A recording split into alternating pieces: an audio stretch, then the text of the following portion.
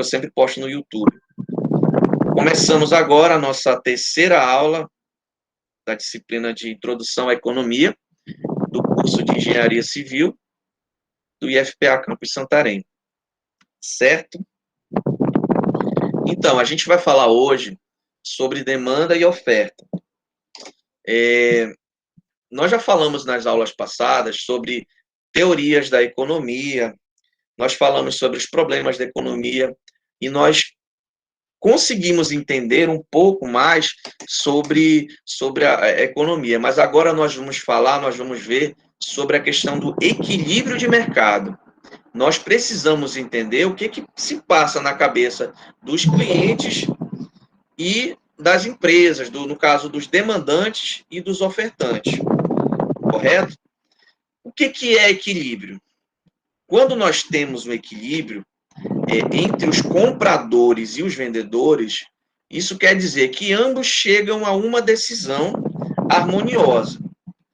Para que a gente possa entender o que é a demanda, nós vamos falar um pouco aqui sobre, novamente, nós vamos voltar a um exemplo prático para que nós possamos entender isso aí. Ó. Quando nós falamos da questão da demanda, nós vamos ver aí durante a aula, que é aquilo que nós compramos das empresas e dos prestadores de serviço.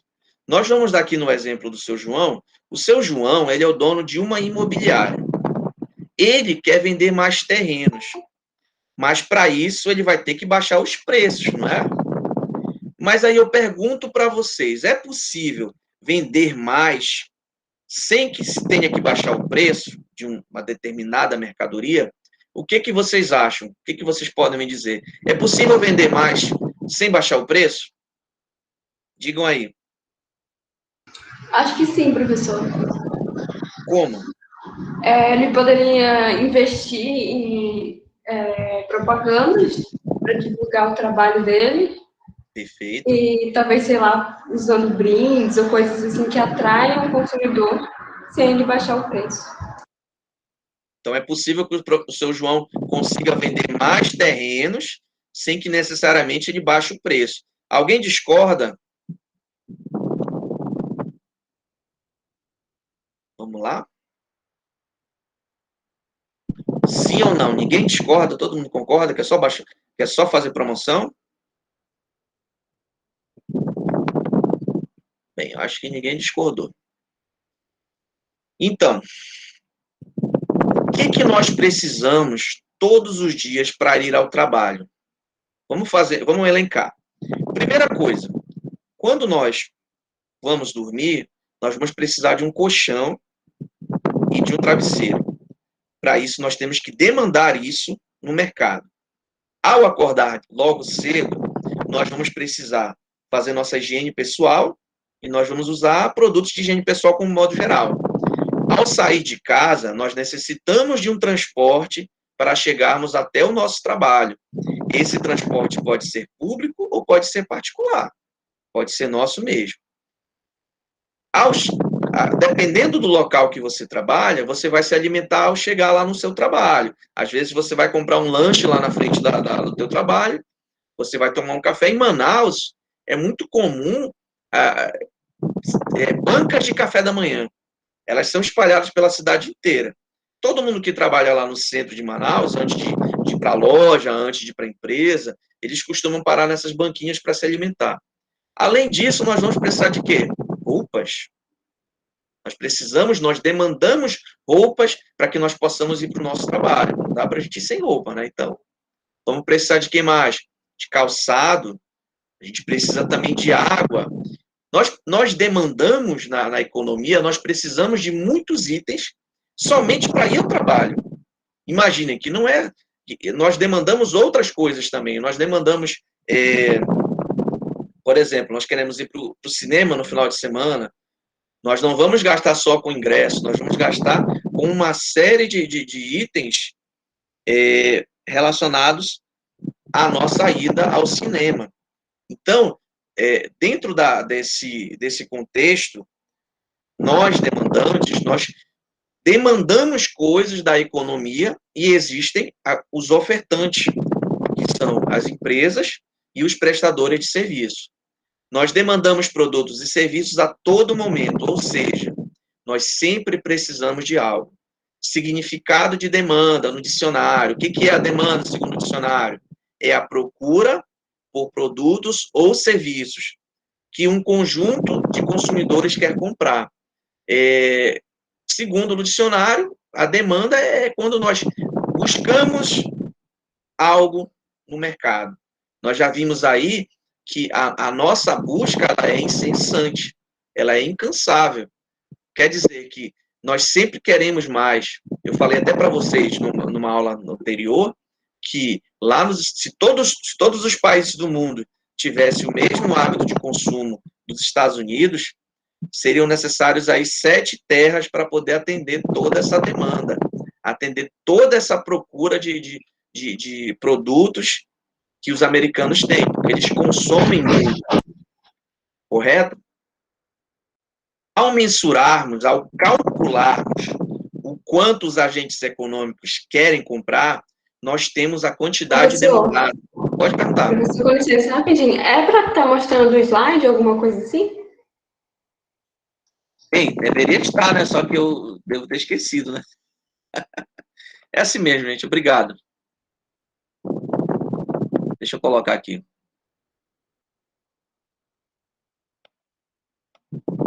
Falha nossa. Estão vendo aí, gente? Ela está carregando. Agora está aparecendo, professor. Agora sim, professor. Obrigado, gente. Olha só, essas falhas comigo sempre acontecem. Como eu digo, eu sou professor de administração, não de informática. Quando acontecer, por favor, chame a atenção do professor, porque ele precisa também ser puxado a orelha. Voltando aí ao que eu estava dizendo para vocês. Quando nós calculamos, quando nós mensuramos a quantidade demandada, o quanto os agentes econômicos querem comprar, o qual é determinado, essa demanda, ela é determinada pelo preço do bem. É uma relação de preço e demanda que determina a lei da demanda. O que eu quero dizer com isso? A lei da demanda, ela fala de uma maneira bastante simplificada.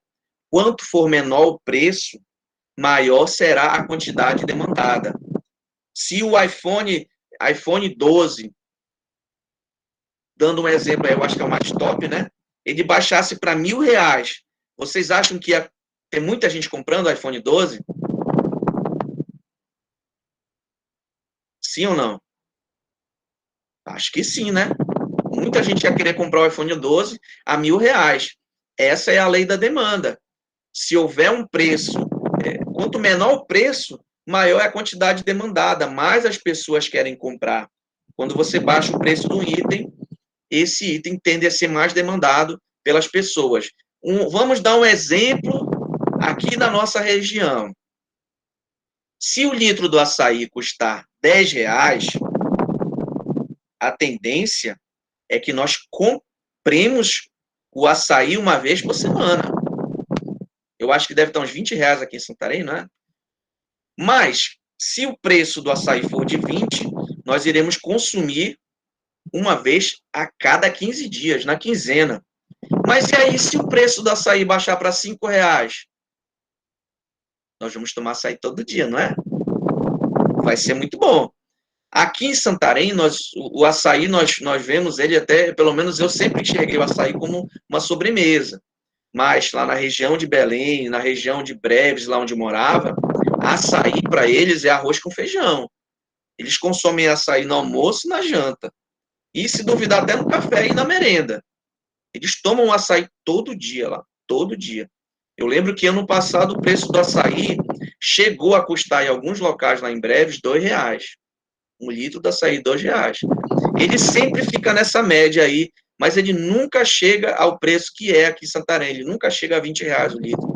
Quando ele está muito caro, ele chega a R$15 o litro. Mas é porque, como eu disse para vocês, faz parte da cultura deles. Lá em breve, se tu disser que tu vai colocar açúcar no teu açaí, é capaz deles até te baterem. Eles dizem que não pode, que açaí tem que tomar puro, no máximo com farinha. Nós temos aqui esse exemplo aqui, é o seguinte, olha só. Se houver um aumento do preço do bem, o que vai acontecer? Se o preço do açaí for R$ 20, a tendência é que aconteça uma diminuição da demanda desse produto, ou seja, as pessoas vão parar de comprá-lo. Por quê? O preço está muito elevado. Então, as pessoas vão começar a diminuir a quantidade demandada. Elas vão comprar menos açaí.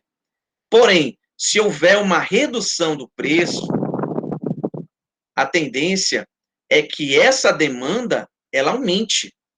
Ou seja, se o preço do açaí chegar a R$ 5 ou R$ 2, como chegou a custar lá em breves, a tendência é que as pessoas vão querer consumir todo dia esse produto, porque o preço diminuiu. Preço menor, então vamos comprar, né? Quanto mais subir o preço do açaí, menor será a quantidade demandada por pessoa. Nós temos esse gráfico aqui da curva da demanda, que ele explica de uma maneira bem mais fácil, bem mais visual, como é que funciona a demanda dos produtos. Conforme o preço do bem ele vai aumentando, a curva da demanda ela vai se deslocando para a esquerda. Ou seja, o preço do açaí a R$ 20, a curva da demanda vai se deslocar para a esquerda e a quantidade demandada irá diminuir. Correto? Se o preço do açaí baixa, se o preço do açaí ele baixa para R$ 5, a curva da demanda vai se deslocar para a direita. O que isso quer dizer? A quantidade de açaí demandada será maior, correto? Ou seja, se o preço diminui, a quantidade demandada aumenta. Se o preço aumenta, a quantidade demandada diminui, correto? Quanto maior for o preço do açaí, menor será a quantidade demandada pelos consumidores. É possível aumentar a demanda do açaí sem diminuir o preço? Nós já fizemos essa pergunta no início da aula. É possível vender mais terrenos sem diminuir o preço? É possível vender mais açaí sem diminuir o preço? Sim, é possível. Existem fatores externos e alguns fatores internos que são capazes de aumentar essa demanda do açaí, de aumentar a demanda por terrenos, sem necessariamente esbarrar na questão do preço. Quais são esses fatores externos? Nós podemos citar aqui como exemplo o aumento da população. Exemplo, lá em Altamira, quando surgiu a hidrelétrica, aconteceu um aumento da população. E isso é um fator externo que, por si só, é capaz de fazer com que haja um aumento da demanda, ou seja, haja uma procura maior pelo açaí, haja uma procura maior por terrenos. O aumento dos salários. Quando há um aumento dos salários, as pessoas elas têm mais dinheiro, elas têm mais poder aquisitivo. Portanto, elas conseguem demandar mais produtos da economia. O aumento de preço pela concorrência. Um exemplo, tu está vendendo o litro do açaí a R$ 15. Aí, logo em frente da tua loja de açaí, tem um outro concorrente. Só que o concorrente ele está vendendo a 20. Ou seja, ele está cobrando R$ 5 mais caro do que você. A tendência é que a tua demanda pelo teu produto aumente. As pessoas vão comprar mais de você. Vai haver uma demanda maior, porque o teu preço está menor. Uma campanha de marketing. A campanha de marketing hoje é essencial, principalmente pela internet. Então, se você desejam alcançar mais clientes, ter maior demanda dos seus produtos ou serviços, vocês têm que trabalhar muito essa questão do marketing, principalmente o marketing virtual. Quando acontece, uma mudança nos hábitos dos consumidores. Um exemplo, nós já sabemos que consumir o açaí é algo muito bom para a nossa saúde.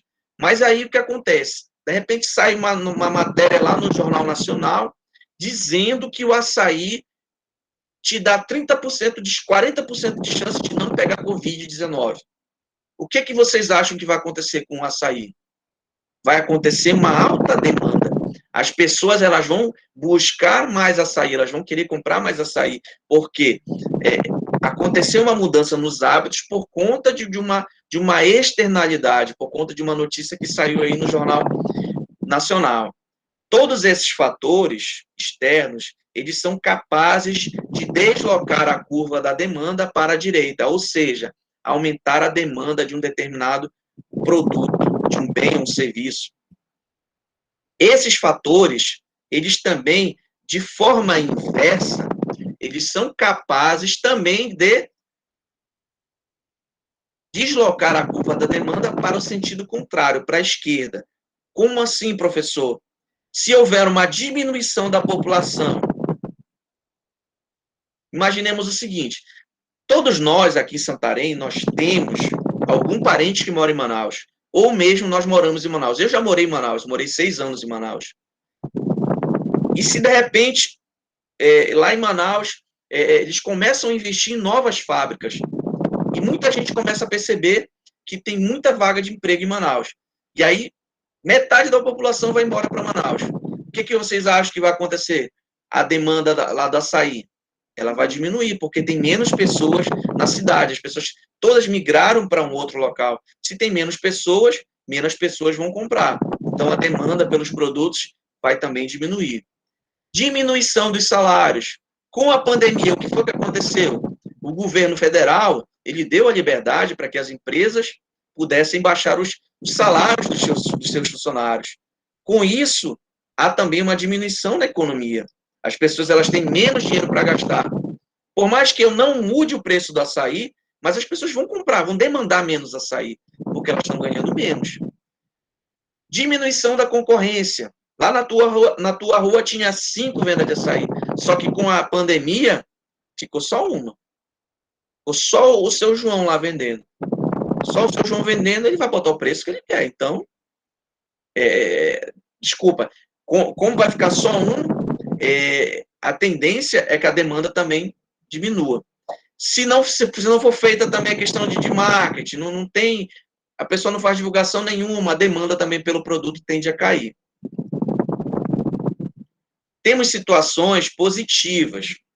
Existem também situações dentro desse mundo da demanda que nós encaramos como positivas. Imaginamos o seguinte, final do ano agora eu quero comprar uma boombox para que eu possa garantir um Natal, para a gente brincar lá em casa, tudo. Eu vou comprar uma boombox e eu sei que uma boombox custa R$3.000. E aí eu vou ficar guardando esse dinheiro até o final do ano, para que eu possa comprar minha boombox. Só que quando chega no final do ano, o preço da boombox não é mais o mesmo. O preço baixou para R$2.500. Ou seja, eu guardei os R$3.000, só que eu tive uma surpresa positiva de que no final do ano o preço da caixa que eu queria comprar está mais em conta. Essa diferença aí de R$500, em economia nós chamamos de excedente do consumidor. Ou seja, esse desconto aí é chamado de excedente do consumidor dentro da área econômica. As ações do Estado, elas também são capazes de alterar a curva da demanda, sem que haja a diminuição dos preços. Um exemplo, algum tempo atrás, o governo federal editou lá uma MP, dizendo que todos os carros de passeio eram obrigados a terem extintores de incêndio do tipo, se eu não me engano, do Aldo, eu não lembro. Mas eu sei que todo carro tinha que ter um extintor e era aquele extintor lá. O que vocês acham que aconteceu com a demanda desses extintores? Aconteceu uma demanda muito grande, as pessoas começaram a comprar, porque eles tinham uma data limite para terem esses extintores nos seus carros. Então, as pessoas, não houve acréscimo de preço, o preço permaneceu o mesmo, mas as pessoas começaram a comprar. Porque uma ação estatal, ela foi capaz de alterar essa curva da demanda. Além dessas ações estatais, a tributação ela também tem um fator chave nesse contexto. Um exemplo aqui foi no estado de Alagoas. O estado de Alagoas, ele diminuiu, ele isentou o ICMS do leite. Essa isenção do ICMS, do leite, acabou elevando a demanda por esse alimento. Existe hoje uma discussão muito grande a respeito do preço da gasolina. O governo federal, ele tem pressionado os governos estaduais a diminuírem o valor do ICMS, ou mesmo zerarem o valor do ICMS. Essa é uma discussão porque, digamos aí que pelo menos aí 50% do valor do preço da gasolina são tributos. Então, se tu está pagando lá R$5 no litro da gasolina, R$2,50 são impostos. Impostos federais e impostos estaduais. Então, essa pressão do governo federal é para que ele diminua o valor da tributação e os estados também têm uma contrapartida de diminuição também desses impostos. Só que, na minha opinião, isso aqui é uma opinião minha, uma aspas minha, os estados eles já estão quebrados com toda essa situação da pandemia. E se eles diminuírem ainda mais as arrecadações, vai faltar dinheiro para pagar servidor, vai faltar dinheiro para fazer a máquina do estado girar, vai faltar dinheiro para a saúde, vai faltar dinheiro em vários setores. Então, é um pouco perigoso você diminuir a arrecadação num período de pandemia, um período que o Estado está gastando muito e está arrecadando pouco.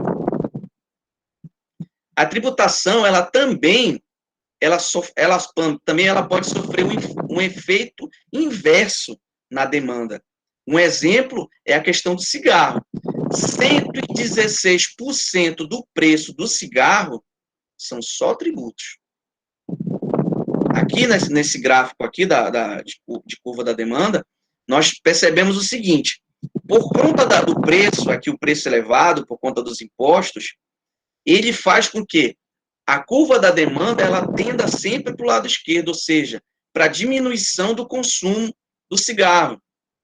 Nós temos aqui que houve uma redução de 65% do consumo do cigarro entre 1980 e 2010. Isso foi, a tributação ela foi responsável por isso. Antigamente, era muito comum, em todos os locais, sempre haver um local específico para o fumante. Eu lembro que tinha lá no Cinerama, aqui em Santarém, quando existia o Cinerama, tinha uma salinha lá só para fumante. E o cigarro, de um modo geral, você podia fumar até mesmo dentro do avião. Não era proibido você fumar dentro do avião. Era uma coisa até comum. Só que houve uma política feita pelo governo para reduzir esse consumo do cigarro. O que foi que ele fez? Ele aumentou drasticamente os impostos. Isso gerou a consequência de que a curva da demanda ela se deslocou para a esquerda. E essa quantidade demandada de cigarro diminuiu e a cada ano que passa diminui um pouco mais. Eu digo para vocês porque eu também trabalhei na Souza Cruz. A Souza Cruz, na época que eu trabalhei lá, em 2011 e 2012, a Souza Cruz, na época que eu trabalhei lá, ela já estava buscando novas alternativas. A Souza Cruz já vendia pilha, a Souza Cruz já vendia isqueiro, a Souza Cruz já vendia Red Bull, a Souza Cruz estava incorporando naquele período novos produtos para que eles substituíssem o cigarro, porque o cigarro, gradativamente, a cada ano, ele acaba perdendo uma grande quantidade de consumidores. Hoje, o maior concorrente da Souza Cruz não é nem tanto a Philip Morris, que é a outra marca, são os contrabandos. Eu posso dizer para vocês, sem medo de errar, que pelo menos metade dos cigarros hoje consumidos no Brasil, eles são provenientes do contrabando. Ou seja, é cigarro que entra no Brasil que não paga imposto nenhum. Não paga imposto, só gera prejuízo, na verdade, para o Estado, porque essas mesmas pessoas que fumam o cigarro contrabandeado vão parar no SUS quando elas estiverem doentes. Já o pessoal que fuma a Souza Cruz, não. Eles estão pagando imposto, eles estão pagando 116% de imposto para poder custear, de repente, uma possível internação no SUS. Como vocês acham que o dólar influencia o preço do trigo no Brasil? E por que é tão importante compreender a curva da demanda? Digam aí, gente. Como é que vocês acham que o dólar influenciou o preço do nosso do trigo, no nosso pãozinho aqui no Brasil? Cada Eu acho vez, vão brigar. Eu acho que se o dólar tá alto, a gente está comprando trigo mais com preço mais elevado, né? Naturalmente, quando você for converter para o real desvalorizado em relação ao dólar, vai encarecer também aqui no Brasil. Penso que seja isso. Perfeito, perfeito. Quem mais? Quer falar alguma coisa?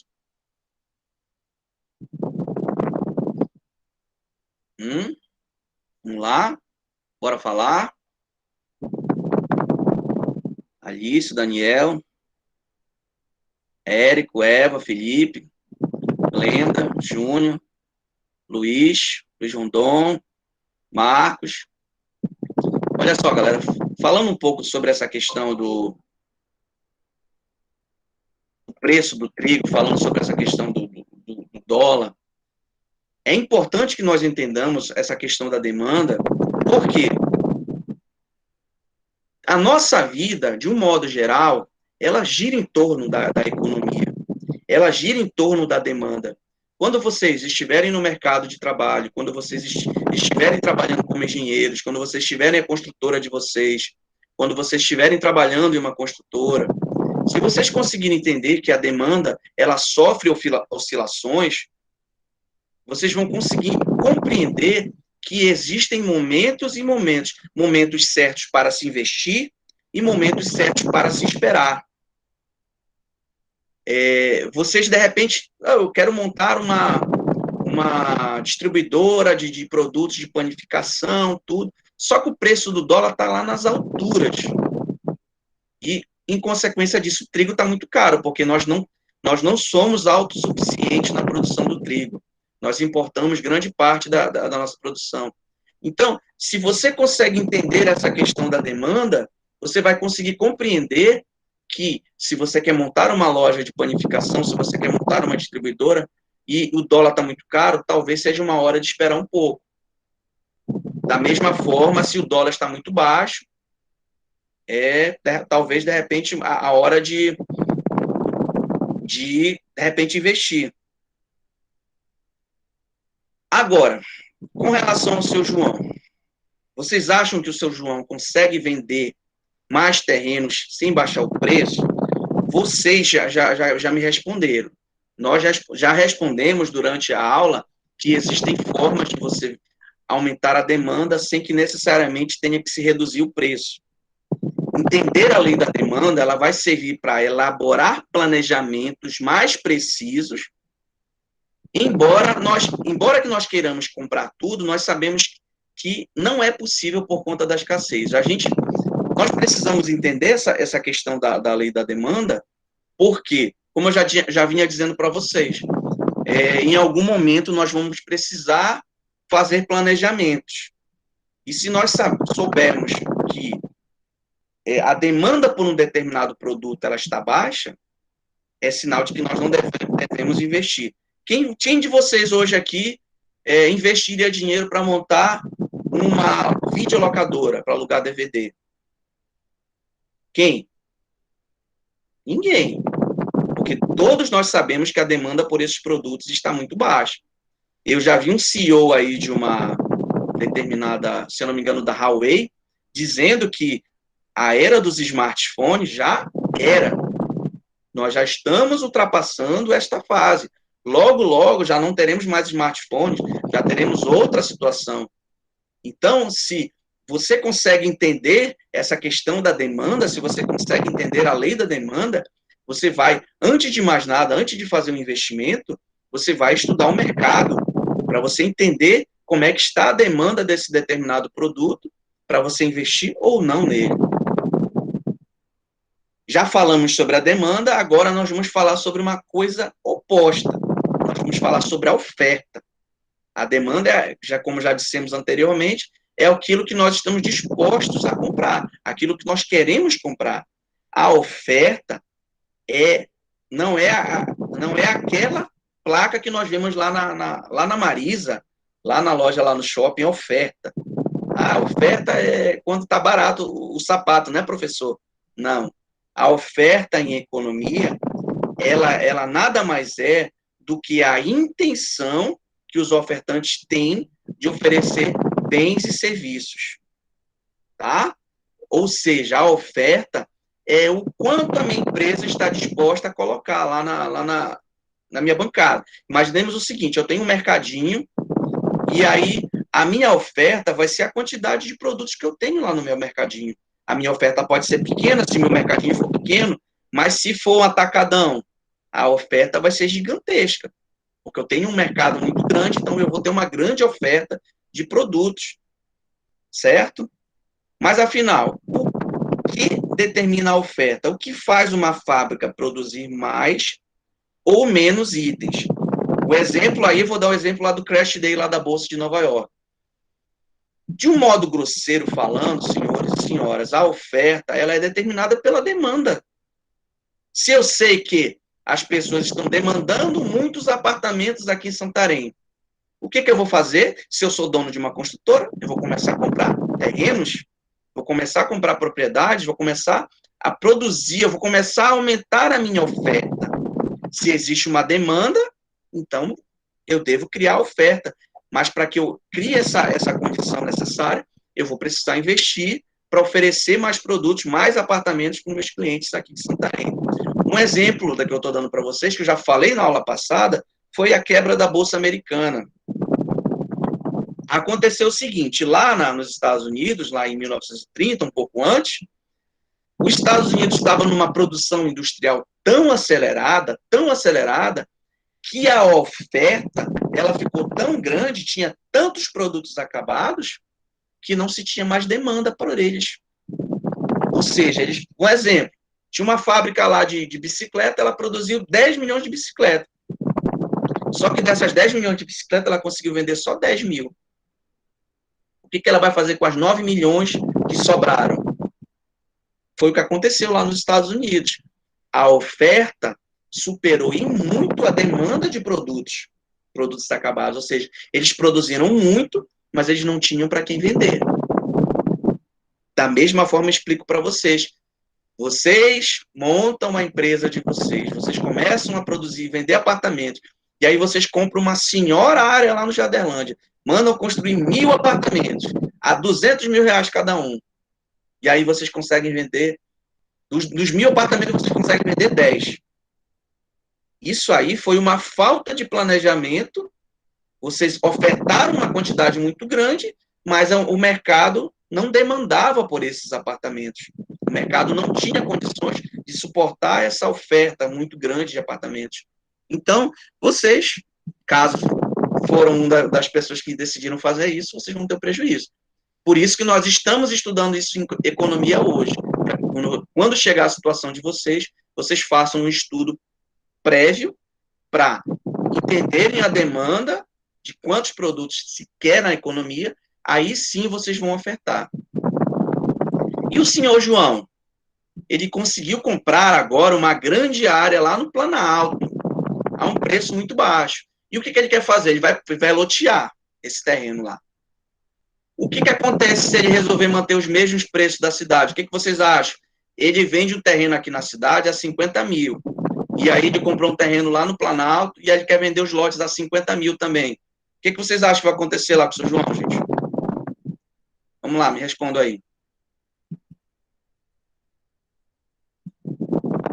Vamos, gente, vamos participar, isso não é monólogo. Não vende, né? Ele vai vender bem menos porque a procura, né, é bem menor no Planalto. As pessoas não querem se deslocar tanto da cidade. A demanda não vai ser tão grande, né? Ele vai aumentar a oferta, ele vai ter mais terrenos para vender a 50 mil, só que talvez não tenha tanta demanda. Não é mesmo? Mais alguém quer falar alguma coisa? Então, gente, voltando aqui, ó. Significado de oferta, segundo o dicionário, é o que se oferece. É um presente, é uma oferenda. Em economia, oferta quer dizer que é a quantidade de um bem ou serviço oferecido ao mercado. Lá na fábrica lá da Procter, lá em Manaus, eles produzem lá, de repente, 2 milhões de aparelhos de barbear por mês. Os 2 milhões de aparelhos de barbear por mês são a oferta que a Procter oferece ao mercado. É a quantidade ofertada ao mercado. E, com certeza, vende tudo, é demandado tudo, porque tem uma coisa que vende muito, são produtos de higiene pessoal. Quem faz a oferta são os ofertantes. Os ofertantes, eles objetivam, eles buscam um negócio chamado lucro. Ah, professor, eles estão vendendo porque eles são bonzinhos. Não, eles não são bonzinhos. Eles estão buscando lucro. Eles buscam atender a demanda da sociedade, ou seja, aquilo que as pessoas querem comprar. Qual é a recompensa que eles têm? É uma recompensa financeira, através de um preço que é cobrado por eles, pelos ofertantes. Os ofertantes cobram um determinado preço, e aí a sociedade, como um todo, ela paga para poder ter esses produtos. Um exemplo aqui, ó. Não um exemplo. A fábrica da General Motors, ela vende 1.000 carros por mês. Ela já sabe que essa é a quantidade mensal demandada pelo mercado. Logicamente, ela queria vender mais. Por que ela queria vender mais? Porque ela quer lucro. Se ela vender 2.000 carros, ela não vai ganhar 1 milhão, ela vai ganhar 2 milhões. É lógico que ela quer vender mais, lógico que ela quer ter uma demanda, uma demanda maior de carros, ela quer ofertar mais produtos. Inclusive, lá numa das teorias que nós estudamos na primeira aula, na segunda aula, fala sobre isso. Eles dizem o seguinte: se eu tenho uma fábrica de carros e eu produzo 1.000 carros por mês, se no outro mês eu produzir 2.000, eu vou ter para quem vender. Sempre vai. Quanto mais eu aumentar a minha oferta, mais vai crescer a demanda. Essa é uma lógica meio sem sentido, na minha opinião. Por quê? Principalmente numa situação que nós vivemos agora de crise financeira. Se você aumentar muito sua produção, vai acontecer a mesma coisa que aconteceu com os Estados Unidos, em 1929. Se você oferta muito e não tem tanta demanda, os produtos vão começar a encalhar no teu estoque. E você não vai ter para quem vender, você não vai conseguir pagar seus funcionários, nem seus fornecedores, e a tendência é que você feche as portas. Muitos fatores determinam a oferta. Entre eles estão os preços, a tecnologia, produtos substitutos e os custos de produção.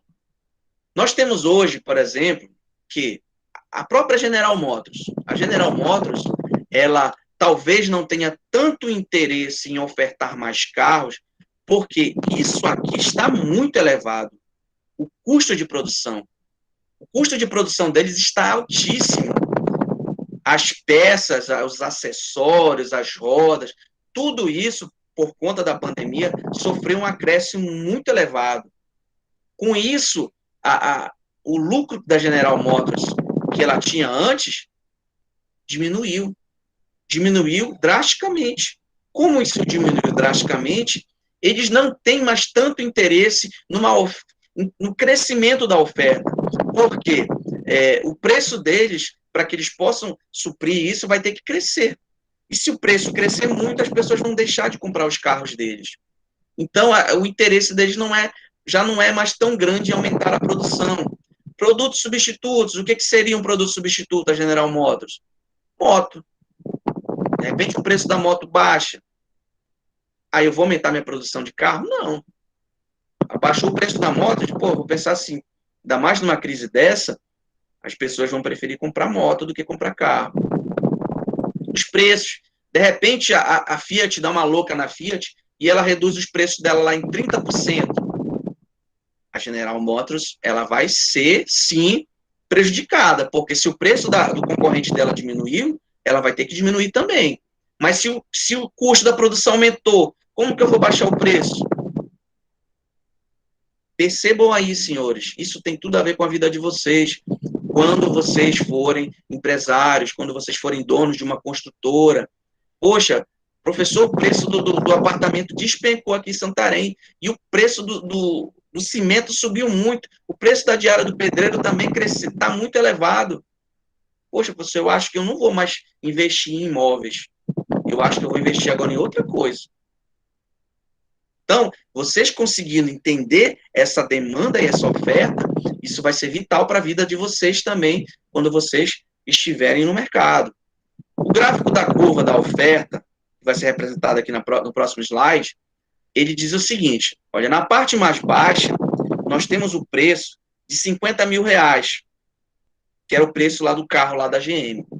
E na parte mais alta, nós temos o preço aí de R$100 mil. O ofertante não tem tantos incentivos quando o preço é de 50 mil. Mas quando o preço sobe para 100 mil, ele vai querer vender mais, ele vai querer aumentar a oferta do produto dele. Por quê? O preço do veículo aumentou para 100 mil, se de repente ele não teve aumento lá no custo da produção, vocês não acham que é muito mais interessante para eles ofertar mais? Quanto maior o preço, maior a disposição da General Motors em oferecer mais automóveis. Aumentou o preço aqui, ó, o preço do carro, olha, o preço do Onix hoje está 100 mil. Eu estou colocando como exemplo a General Motors, mas podia ser qualquer outra montadora. Aí a General Motors vai deslocar a curva da oferta para a direita, ela vai ofertar 500 carros. Só que aí deu uma crise e tal, e aí teve que baixar o preço do Onix para 50 mil reais. Ela vai deslocar a oferta dela para a esquerda. A curva da oferta ela vai se deslocar para a esquerda, ela vai produzir apenas 100 veículos. Ou seja, com a elevação do preço, ocorre o deslocamento da curva da oferta para a direita. Com a diminuição do preço, ocorre o deslocamento da curva da oferta para a esquerda. A quantidade ofertada, ela varia em função do preço do carro. A essa relação nós chamamos de lei da oferta. A General Motors, ela aumenta a oferta com preços maiores e ela diminui quando os preços caem. A curva da oferta, ela sofre influências. Por exemplo, se o preço do trigo baixar e o preço do pão se mantiver, há um estímulo para que essa curva da oferta se desloque para a direita. Ou seja, se o preço do trigo baixar, a oferta de pãezinhos ela vai aumentar. Se o preço do trigo aumentar, a oferta ela vai cair. Ou seja, a padaria, o preço do trigo está muito alto, ela vai produzir poucos pãezinhos, porque ela vai ter pouco lucro. Mas se o preço do trigo baixar, ela vai querer aumentar a produção dela, porque ela vai poder ter um lucro maior. Certo? Quais fatores levam a curva da oferta para a direita, que é o aumento, e quais levam para a esquerda, que seria o decréscimo? Vamos lá, para a direita. Redução dos preços dos insumos, que no caso é a matéria-prima. Melhora da tecnologia de produção, porque se você melhora a tecnologia, você barateia ela. Aumento do número de ofertantes. Um exemplo, chegou mais uma fábrica aqui no Brasil, uma fábrica chinesa de carros. A General Motors produziu 1.000 carros por mês, e essa fábrica chinesa vai produzir mais 1.000. Vai aumentar a oferta. Vai ter mais carros no mercado para você comprar. Para a agricultura, um clima favorável, isso também vai aumentar a oferta. O que vai diminuir a oferta? Elevação dos preços dos insumos. Ou seja, ficou mais caro o trigo, ficou mais caro a roda. Tudo isso vai diminuir a oferta. Esgotamento dos recursos. Um exemplo, a bauxita, que é produzido pela MRN, aqui em Trombetas. Acabou a bauxita.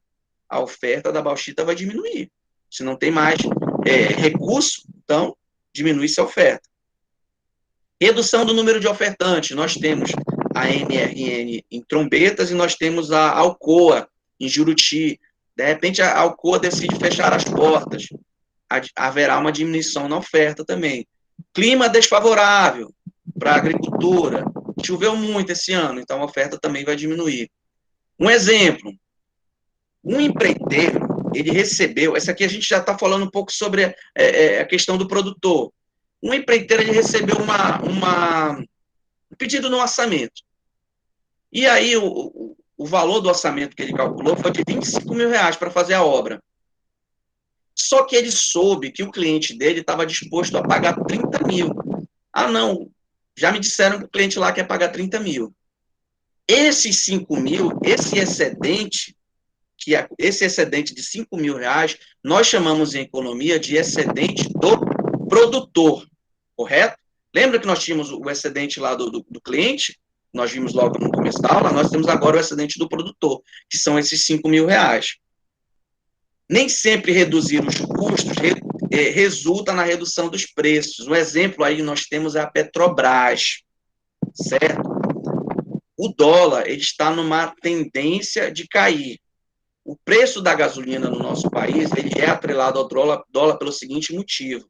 A gasolina que nós extraímos dos nossos postos aqui do Brasil, ela não é beneficiada no Brasil, porque nós não temos refinadoras, que chama, refinarias. As refinarias que nós temos no Brasil, elas não são capazes de refinar o nosso óleo. O nosso óleo refinado, a gasolina que vem para o nosso país, ela vem de fora. Ou seja, nós mandamos para fora o nosso petróleo para ser refinado, e depois nós reimportamos a nossa gasolina, pagando mais caro, pagando em dólar, para poder vender para os clientes, de modo geral. Ou seja, nós não fazemos o refino do óleo aqui no Brasil. Por isso que o preço da gasolina é atrelado ao dólar. Mas nós estamos vendo que, ultimamente, tem caído o dólar tem caído. Só que a Petrobras não tem repassado isso para os consumidores finais. Muito pelo contrário, ela está aumentando o preço. Para quê? Para ela ter mais lucro. Ou seja, nem sempre essa redução dos custos ela resulta numa diminuição dos preços finais. No caso do seu João, por conta da aquisição do terreno lá no Planalto, haverá um aumento da oferta. Por quê? Ele comprou um terreno gigante lá. Aumentou a oferta dele. Por quê? Ele tem mais terrenos para vender. De repente, senhores e senhoras, esse terreno lá no Planalto, ele vai ter uma boa demanda, porque muita gente está se mudando para lá. Não sei se vocês sabem, mas o pessoal que tem dinheiro, está todo mundo comprando terreno lá no Planalto. Está todo mundo se mudando para lá, porque os terrenos lá são grandes, são espaçosos, lá eles podem construir, lá eles podem ter um pouco de calma, e é uma área em expansão hoje na nossa cidade. Resumo da aula, senhores e senhoras. Nós vimos aí o que é a demanda e o que é a oferta. Pergunta a vocês. Vocês conseguiram entender o porquê dessa aula? Porquê da importância? Sim ou não? Digam aí. Estão dormindo, gente? Pelo amor de Deus. Ninguém fala nada? Sim, né? Alguém fala alguma coisa? O que vocês acham? Por que é importante entender a demanda e a oferta? Por quê, senhores e senhoras? Pode ser 5 palavras, tá? Falem, liga aí o microfone de vocês. Bora, gente. Porque isso basicamente modifica o mercado à nossa volta e o mercado define a nossa vida. Perfeito. É isso mesmo. Nós precisamos entender essa demanda e essa oferta, porque isso vai ser vital para quando nós estivermos no mercado, para quando vocês estiverem trabalhando no ramo de vocês, na área de engenharia civil, vocês consigam entender o que o cliente de vocês vai querer. Porque, querendo ou não, senhores e senhoras, nós teremos clientes. No meu caso, vocês são meus clientes. Vocês são meus alunos, e o que eu estou ofertando a vocês? Eu estou ofertando um conhecimento. Vocês me demandam isso, vocês estão me demandando uma aula de economia, e eu estou ofertando a vocês a aula para vocês, o conhecimento para que vocês, quando chegarem no mercado, vocês estejam preparados para atenderem as necessidades, as demandas do mercado, correto? Então, senhores, nós vamos finalizar essa aula por aqui. A atividade de vocês já está no grupo de vocês, correto? Vocês têm uma atividade que, novamente, vocês têm uma semana para entregarem a resposta. Na aula de quarta-feira, eu vou pedir um relatóriozinho de vocês. Vai ser só uma laudazinha. O que vai ser esse relatório? Vocês vão assistir a palestra do professor Elton e vocês vão fazer anotações. Depois vocês vão fazer um relatóriozinho de uma lauda para vocês passarem qual foi o entendimento que vocês tiveram da apresentação do professor Elton. E entendam principalmente o seguinte, senhores e senhoras, como eu já tinha dito para vocês, todo o trabalho, tudo aquilo que nós estamos passando agora, é para que vocês tenham mais facilidade para quando vocês se formarem, para quando vocês chegarem no mercado, vocês vão saber dialogar, se de repente vocês forem conversar lá numa entrevista de emprego, e aí o dono lá da construtora que for contratar vocês, perguntar, e aí, o que você acha? Como é que está a demanda do mercado hoje? Será que nós temos condições de ofertar produtos que estejam de acordo com a demanda do mercado? Meu amigo, tu vai lembrar de, lembrei da aula do professor Márcio. Então, tudo que eu passo para vocês tem um significado. O significado não é ganhar nota, o significado não é passar na minha disciplina. O significado é que vocês entendam esses termos e vocês internalizem isso, porque eu digo para vocês, 100% de certeza, um dia vai servir. Um dia vai servir para vocês. Eu agradeço e quarta-feira nós temos um encontro, não esqueçam. Não vão para o carnaval, que não tem carnaval esse ano. E quarta-feira nós temos um encontro com o professor Elton. Vai ser um evento aberto. Os colegas de vocês do IFPA Campus Santarém irão participar. Eles também estão convidados.